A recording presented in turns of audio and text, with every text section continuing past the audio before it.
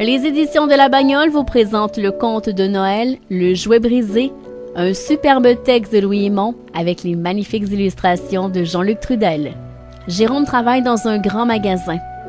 Il joue le rôle du Père Noël pendant la période des fêtes.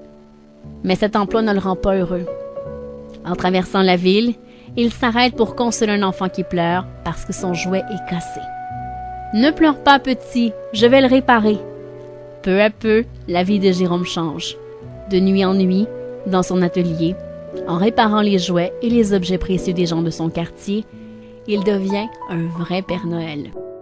Vous écoutez Samedi de lire avec l'auteur invité d'Amélie Boivin-Enfield. On est déjà rendu à la conclusion de l'émission avec mon auteur de cette semaine, Stéphane Dompierre. Et Stéphane, qu'est-ce qui s'en vient pour toi? Des milliers de choses. Peut-être retravailler sur travaux manuels, peut-être, pour oui, la sortie? C'est ça. On finit travaux manuels. Je commence à travailler avec Stéphanie Boulay sur son texte pour publier à l'automne 2016. Écoute, j'ai tellement de projets. Je suis toujours au L Québec, donc je fais le questionnaire Dompierre à la dernière page. Et écoute, j'aurais pu mettre une liste sur le mur puis pas avoir le temps de tout nommer ça. Et toi, tu fonctionnes avec des post-it. Moi, c'est ça oui, je suis un maniaque des post-it, même que je manque d'espace chez moi en ce moment pour des post-it, mais ça me permet de m'organiser autant dans mes livres que dans ma vie, en fait. Et est-ce que toi, tu vas écrire quelque chose bientôt? J'ai rien. Écoute, je suis en train de réfléchir à une série qui serait des romans un peu fantastiques, parce que c'est un truc que j'ai abordé un peu par la bande dans plusieurs livres, et ça me plaît beaucoup.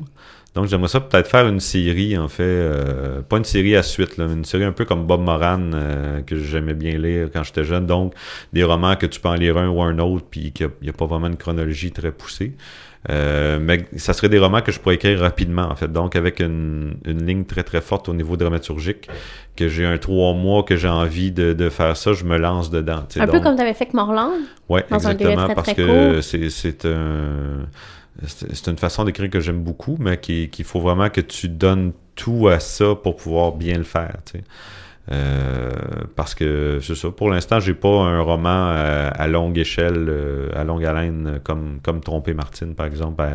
J'ai besoin d'une grosse pause d'écriture, et j'ai tellement d'autres projets, donc ça va. Ben merci beaucoup, Stéphane, d'être dans l'émission. On a une copie de Tromper Martine à faire tirer. Alors, j'invite les auditeurs à se rendre sur le site de l'émission samedidelire.com dans l'onglet concours. Merci beaucoup, Stéphane. Merci à toi. On te suit dans tes nombreux projets. Merci à vous à la maison. Bonne semaine. Je vous retrouve la semaine prochaine pour une autre émission.